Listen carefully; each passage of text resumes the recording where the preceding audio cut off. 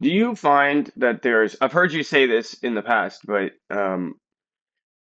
there's less of a reluctancy to speak spiritually now more than ever, or speak woo, for lack of better words, even if you're not necessarily a Christian, to speak woo woo, right? If that makes any sense, or whatever expression, do you find that as well in what you do?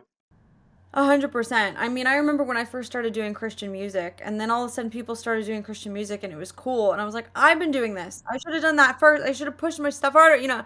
But I was also like, I'm not going to be mad that Jesus is trending, like, because then more people get Jesus, and that's the goal. But like, yeah, 100%. Everyone wants to be spiritual and like, angel numbers and all the things, and I'm for it. Whatever it takes, let's go. I appreciate it. I don't even think that positivity can be used wrong. I don't think it can. You can't like smack someone with a kiss like it's a kiss, you know?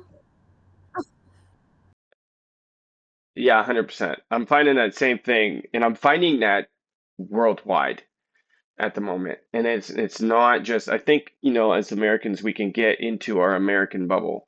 Um, Probably more than anywhere else. Maybe it's just because of the natural oceans, culturally, petrodollar, where the reserve currency, so it kind of revolves around Hollywood and us and all of that. But I am really, really seeing this happen worldwide at the current moment. If I can ask briefly, purely out of curiosity, you had mentioned you get reached out to quite a bit. Why did you respond to me, or what made you even hop on here?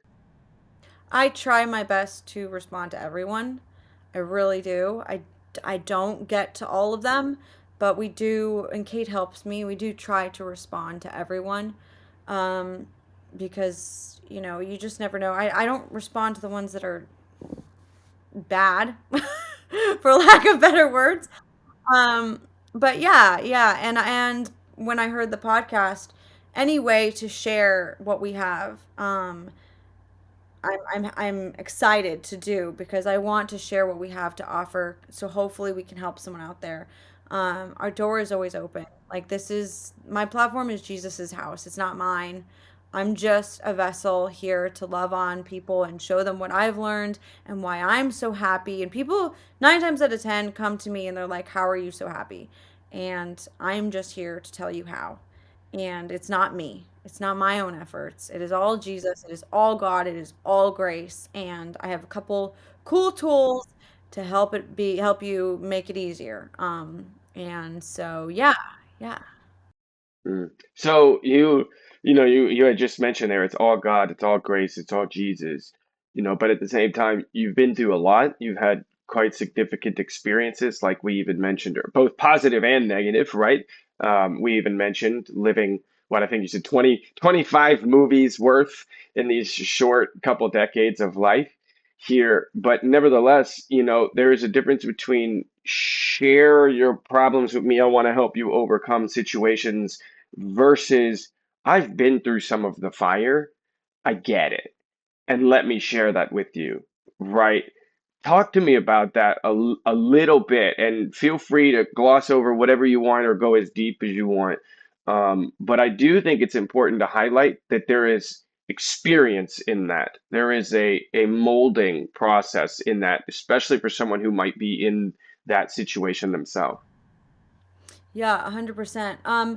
And that's why I went into this space thinking it was going to be just for girls because I didn't think guys would want to ask me for advice because I'm not a guy, but I ended up finding out that guys want to know how women think, right? And I am one of those. So that's been neat. But originally I got into very abusive relationships, sexually abusive, physically abusive, beyond everything else, mentally abusive.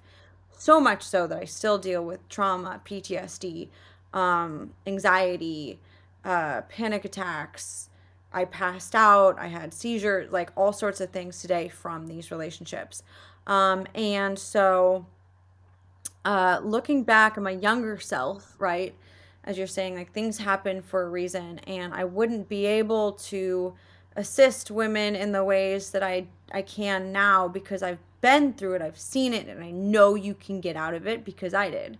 And I am happy now, and I am free of all of that, and I can't even imagine. And it's still scary. It still happens every once in a while. I almost fell back into a cycle not long ago with someone, but I identified now what it was, and I'm not going back to that life because now I know better. And so I'm trying to equip women with these tools. And also, I think that our culture, I know that I was guilty of it, has this habit of being like, well, why would you stay? Well, why would you stay if he hit you? Well, he did this and that. Like, why? Well, it's you. You're the problem. Um, no. Like, yeah, in a way, you are responsible to break the cycle, and only you can do it. But you are not the problem. It is not like you're broken. You are not broken.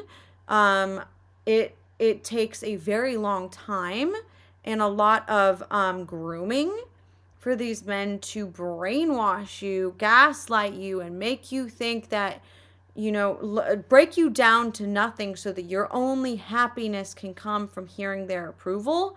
And it starts with love bombing. So a lot of girls don't know to look out for the guys that are being super nice to you. What? Like, so especially naive ones, especially savior complex type of people are the number one people that these guys go for. We are the number one target, an easy target. Young, I was 18 years younger than the guy who was abusing me. Like, he knew what he'd done. I was like round 17.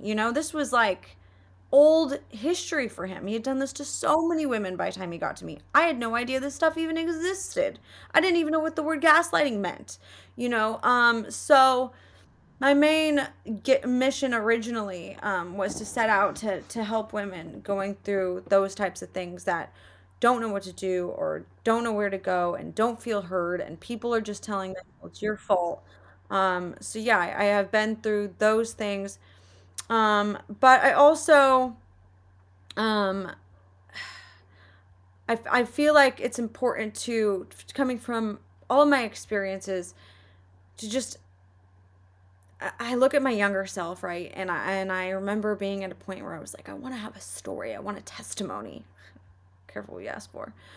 And it's also important that girls see that, like, you don't need to go through crazy stuff for life to be good. You can also just chill and appreciate simplicity in life, because eventually that's where you're gonna end up. And you're gonna end up seeing that there's such beauty in calmness and simplicity in in the day-to-day tasks, in a simple picnic, in the quiet. And so I find that because of everything I've been through, I have the unique ability of being able to reach most people on different levels. And Kate has gone through her own completely different battles. She lost her husband, who literally passed away. Like, she's gone through a lot. So she's also able, and she's also in she's a recovered addict, so she's able to connect with people in that way that I could never connect with.